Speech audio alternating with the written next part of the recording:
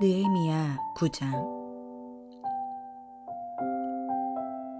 그달 29날에 이스라엘 자손이 다 모여 금식하며 굵은 베옷을 입고 티끌을 무릅쓰며 모든 이방 사람들과 절교하고 서서 자기의 죄와 조상들의 허물을 자복하고, 이날에 낮 4분의 1은 그 제자리에 서서 그들의 하나님 여호와의 율법책을 낭독하고, 낮 4분의 1은 죄를 자복하며 그들의 하나님 여호와께 경배하는데, 레위 사람 예수아와 바니와 감미엘과 스바냐와 분니와 세레바와 바니와 그나니는 단에 올라서서 큰 소리로 그들의 하나님 여호와께 부르짖고, 또 레위 사람 예수아와 감미엘과 바니와 하삼느아와 세레바와 호디랴와 스바냐와 부다히아는 이르기를, 너희 무리는 마땅히 일어나 영원부터 영원까지 계신 너희 하나님 여호와를 송축할지어다.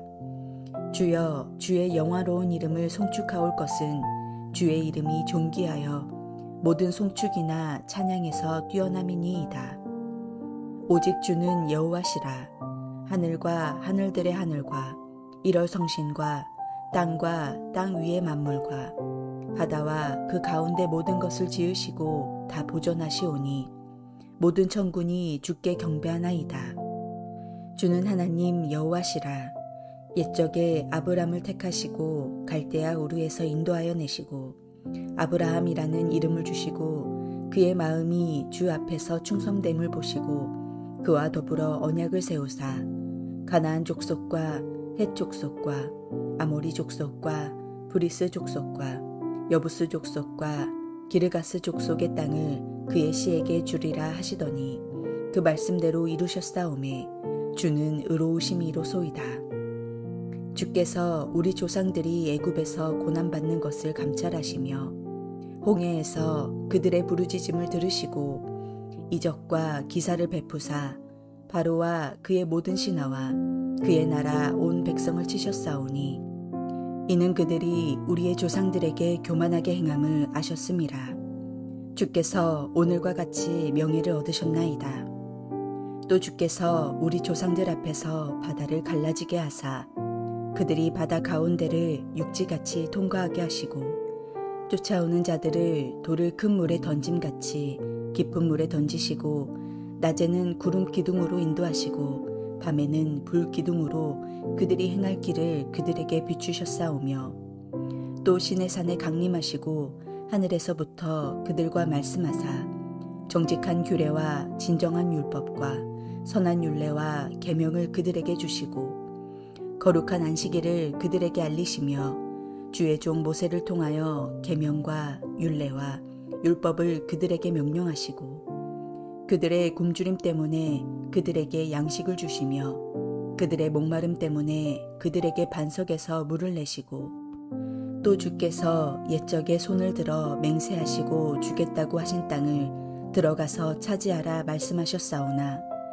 그들과 우리 조상들이 교만하고 목을 굳게 하여 주의 명령을 듣지 아니하고 거역하며 주께서 그들 가운데서 행하신 기사를 기억하지 아니하고 목을 굳게 하며 패역하여 스스로 한 우두머리를 세우고 종되었던 땅으로 들어가고자 하였나이다.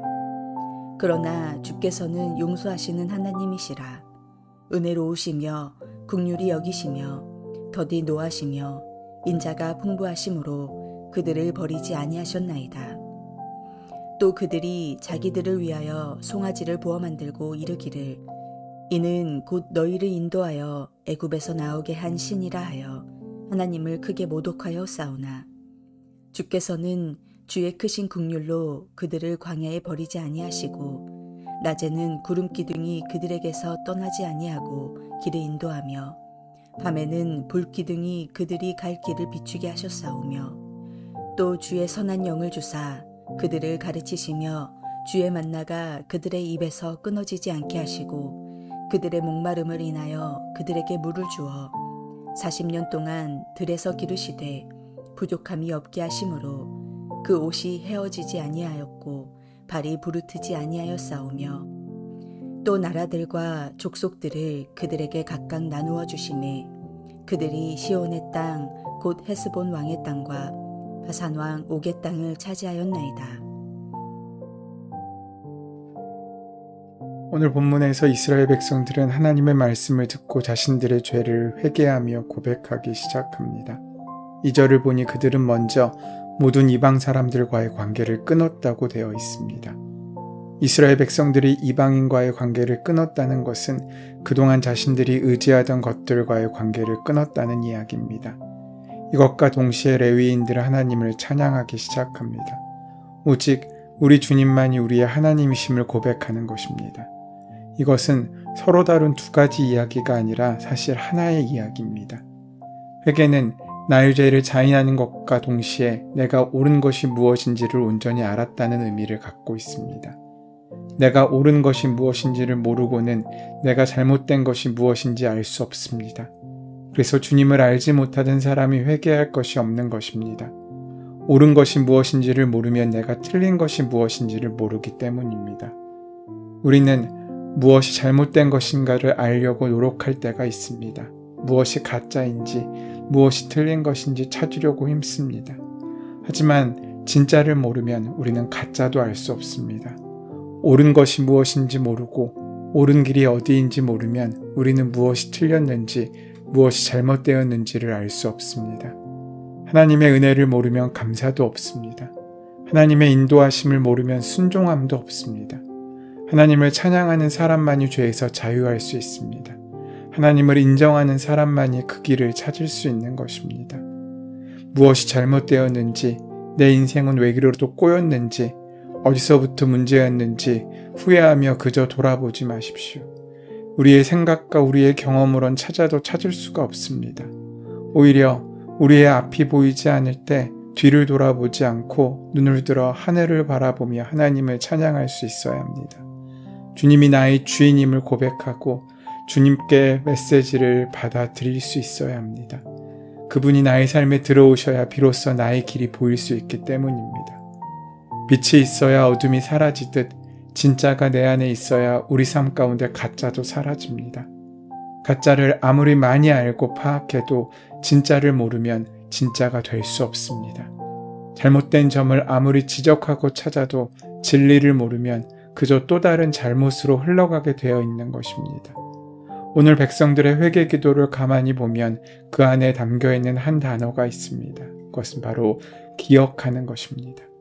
그들의 고백은 주님께서 하신 일에 대한 기억으로 가득합니다.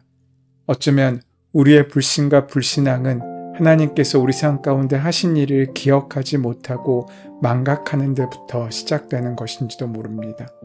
그분이 어떤 분이신지, 어떻게 나를 바라보시는지, 또한 나에게 행하신 일이 무엇인지, 또 어떻게 함께 하시는지를 기억하지 못할 때 우리는 그분을 떠나게 되어 있습니다. 그들의 기도는 한동안 이어지는데 그 내용은 거의 기억에 관한 내용입니다. 오늘 그들의 고백에서 처음 꺼낸 화두는 언약입니다. 약속입니다. 하나님은 우리에게 늘 약속하셨습니다. 늘 함께 하시겠다고 말입니다. 가장 먼저 고백하는 것이 그분이 하신 약속을 지키셨다는 것을 기억하는 것입니다. 이것을 믿음이라고 합니다. 믿음은 다른 것이 아닙니다. 하나님께서 하신 약속을 믿는 것입니다. 하나님이 하신 말씀들이 이루어질 것을 믿는 것입니다. 때로 약속은 먼 훗날의 결과가 될 수도 있습니다. 그럼에도 그 약속을 믿는 것이 이루어지지 않는 날들을 어떻게 살아가는 자로 증명됩니다. 그것을 신앙이라고 합니다. 우리의 문제는 그 사이에 벌어집니다. 하나님께서 말씀하신 약속을 기억하지 못할 때 우리는 그 약속이 이루어지는 순간까지 참아내거나 인내할 수 없습니다. 그렇게 믿음이 흔들리게 될 때 우리는 약속을 잃어버린 백성이 될 수밖에 없는 것입니다. 하나님이 하신 약속은 우리와의 약속이 아닙니다. 그분 스스로와의 약속입니다. 다시 말해서 우리의 상태에 반응하는 약속이 아니라는 뜻입니다. 하나님께서 스스로 정하신 약속이라는 것입니다. 그래서 우리의 모습과 상관없이, 우리의 죄와 상관없이 하나님께서는 신실하게 그 약속을 지키십니다. 하나님이 원하시는 일은 이루어집니다. 하나님의 선하심은 반드시 이루어집니다. 하나님의 약속을 기억하고 있다면 우리는 하나님의 인도하심을 또한 기억해야 합니다. 찬양은 하나님께서 그들의 조상들에게 어떻게 하셨는지에 대한 내용을 기억하는 것으로 이어집니다. 이집트를 탈출했던 과정과 홍해 사건, 광야에서 구름기둥과 불기둥으로 인도하시고 모세를 통해 율법을 주시고 말씀을 주셨던 일들, 먹을 것과 마실 물을 친히 준비해 주셨던 일들, 이스라엘 백성의 회개는 하나님이 자신들을 인도해 주신 일에 대한 기억으로 이어집니다. 그런데 이 기억의 현장으로 가보면 사실 그때는 그들이 찬양하지 못하고 불평했던 사건들입니다. 이집트를 탈출하여 홍해 앞에 이르렀을 때 그들은 하나님을 찬양하기에 앞서 먼저 원망했습니다. 그 자리는 원망의 자리였습니다. 차라리 이집트에서 죽는 것이 나았다고 하며 모세를 죽이려 들기까지 했습니다. 구름기둥과 불기둥으로 인도하실 때에는 그저 순종하는 자신들의 처지를 한탄했습니다. 모든 것을 주님께서 준비하시는 데 대한 불만이 터진 것입니다. 값없이 주시는 만나는 맛없다고 불평하고 물 없다고 불평하고 심지어 하나님께서 말씀을 주시는 동안에 그들은 금송아지를 만들기까지 했습니다. 사람들은 눈에 보이는 것에 마음이 흔들립니다. 그래서 넓고 멀리 보기보다는 작고 좁은 눈앞의 것에 현혹됩니다. 이때 필요한 것이 역사의 교훈입니다. 지나온 과정을 돌아보면서 눈앞에 놓인 문제에 급급할 때 내가 얼마나 조급했었는지 그리고 그 결정들이 얼마나 짧은 생각에서 나온 것인지를 깨닫는 사람만이 그 현장에서 좋은 결정을 할 수 있는 것입니다. 우리가 사실 원망할 때는 나중에 감사할 때입니다. 하나님께서는 우리에게 그 은혜를 허락하실 때 우리는 그 은혜를 믿음으로 바라보지 못하기에 원망하고 불평하는 것입니다. 역사를 잊은 민족에게 미래가 없다고 하셨듯이 나를 인도해 주신 주님의 은혜를 기억하지 못한다면 우리는 좋은 미래를 만들어낼 수 없습니다. 돌아보니 모든 것이 은혜였다 라는 고백이 얼마나 큰 고백인지를 그 다음을 사는 인생에서 우리는 드러납니다. 인고의 세월이 얼마나 값진 것인지를 아는 사람만이 오늘의 고난을 묵묵히 이겨낼 수 있습니다.